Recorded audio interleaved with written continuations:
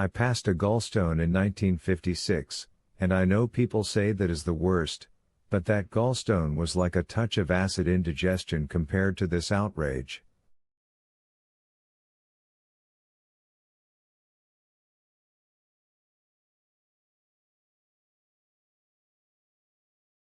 My knees came unhinged and I fell heavily onto them, tearing out the seat of my pajama pants when I spread my legs to keep from losing my balance and going face first into a puddle of my own piss.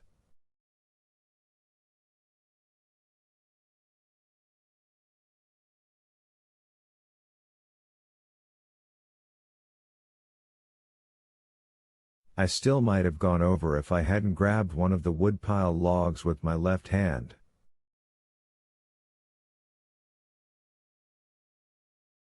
All that, though, could have been going on in Australia, or even on another planet.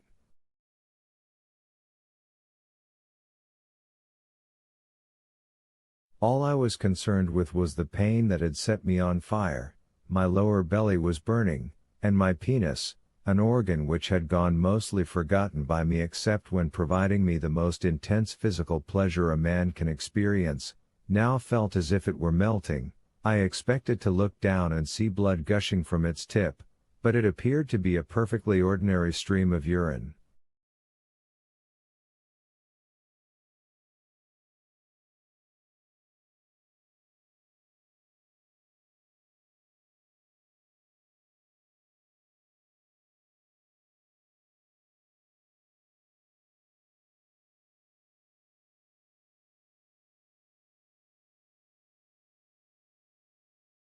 I hung onto the woodpile with one hand and put the other across my mouth, concentrating on keeping my mouth shut.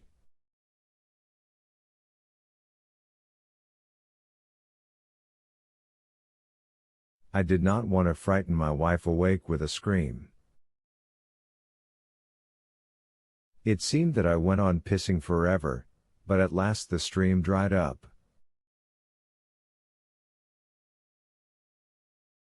By then the pain had sunk deep into my stomach and my testicles, biting like rusty teeth.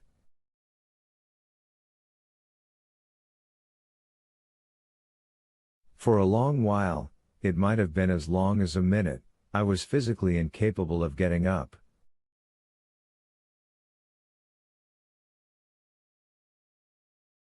At last the pain began to abate, and I struggled to my feet.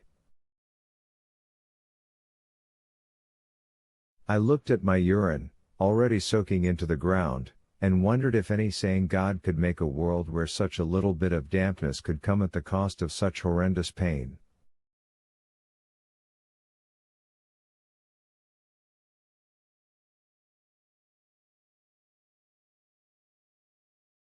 I would call in sick, I thought, and go see Dr. Sadler after all.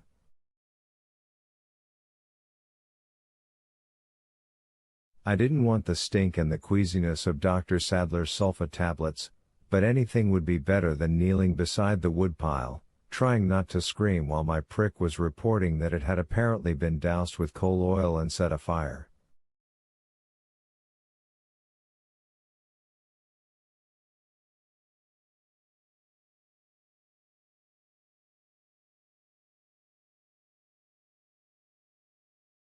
Then, as I was swallowing aspirin in our kitchen and listening to Jan snore lightly in the other room, I remembered that today was the day William Wharton was scheduled on the block, and that Brutal wouldn't be there. The roster had him over on the other side of the prison, helping to move the rest of the library and some leftover infirmary equipment to the new building.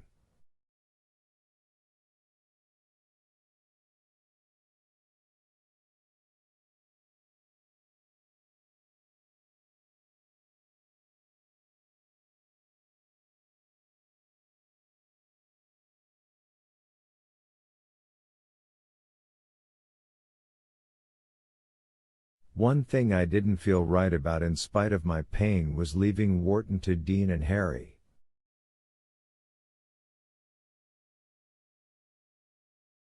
They were good men, but Curtis Anderson's report had suggested that William Wharton was exceptionally bad news.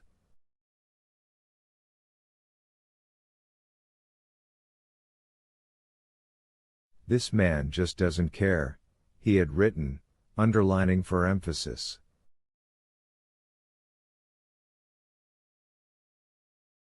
By then the pain had abated some, and I could think. The best idea, it seemed to me, was to leave for the prison early. I could get there at 6, which was the time Warden Moores usually came in.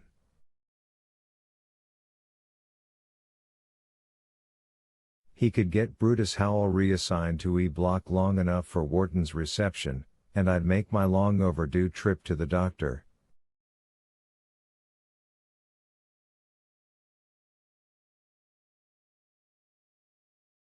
Cold Mountain was actually on my way.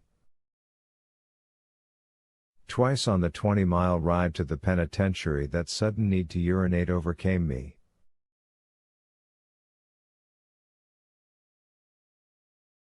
Both times I was able to pull over and take care of the problem without embarrassing myself. For one thing, traffic on country roads at such an hour was all but non-existent.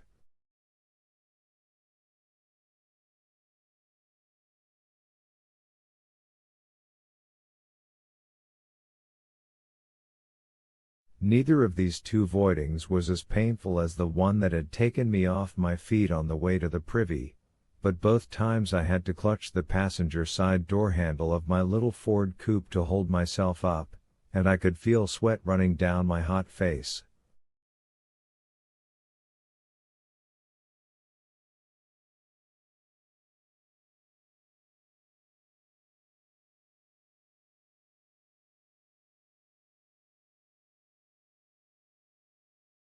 I was sick, all right, good and sick. I made it, though, drove in through the south gate, parked in my usual place, and went right up to see the warden.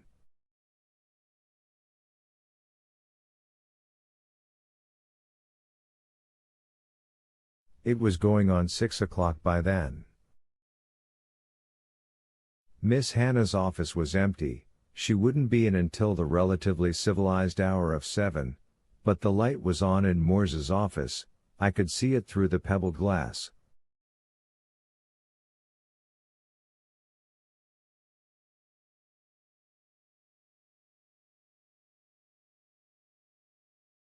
I gave a perfunctory knock and opened the door. Moores looked up, startled to see anyone at that unusual hour, and I would have given a great deal not to have been the one to see him in that condition, with his face naked and unguarded.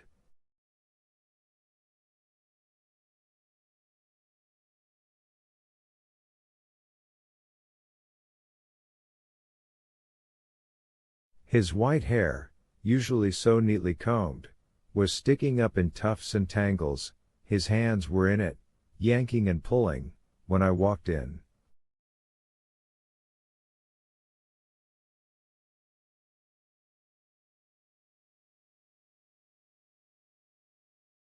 His eyes were raw, the skin beneath them puffy and swollen. His palsy was the worst I had ever seen it. He looked like a man who had just come inside after a long walk on a terribly cold night.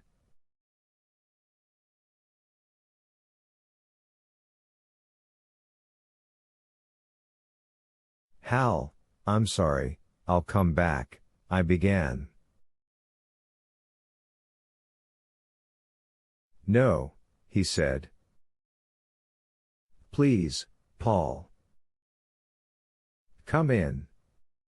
Shut the door and come in. I need someone now, if I ever needed anyone in my whole life."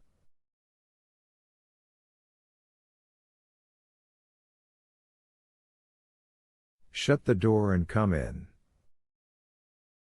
I did as he asked, forgetting my own pain for the first time since I'd awakened that morning.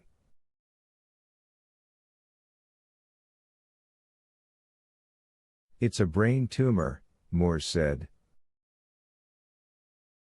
"They got X-ray pictures of it." They seemed real pleased with their pictures, actually. One of them said they may be the best ones anyone's ever gotten, at least so far, said they're going to publish them in some biggity medical journal up in New England.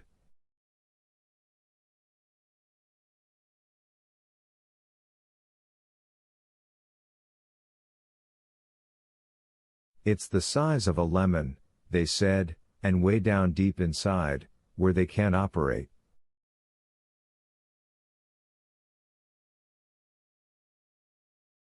They say she'll be dead by Christmas. I haven't told her. I can't think how. I can't think how for the life of me. Then he began to cry, big, gasping sobs that filled me with both pity and a kind of terror. When a man who keeps himself as tightly guarded as Hal Moore's finally does lose control, it's frightening to watch.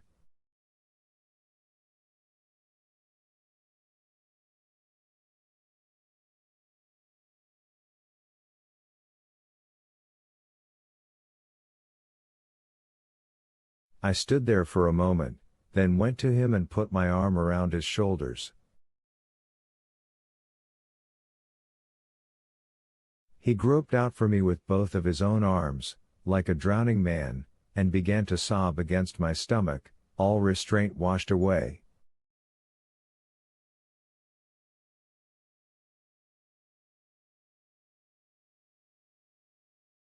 Later, after he got himself under control, he apologized. He did it without quite meeting my eyes, as a man does when he feels he has embarrassed himself dreadfully, maybe so deeply that he can never quite live it down.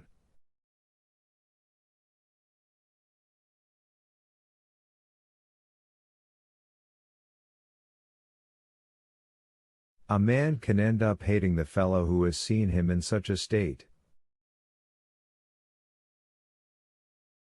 I thought Warden Moore's was better than that, but it never crossed my mind to do the business I had originally come for, and when I left Moore's office, I walked over to E Block instead of back to my car.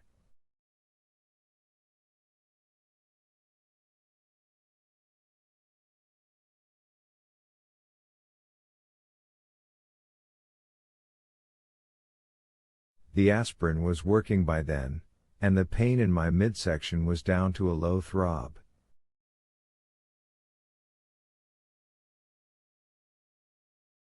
I would get through the day somehow, I reckoned, get Wharton settled in, check back with Hal Moore's that afternoon, and get my sick leave for tomorrow.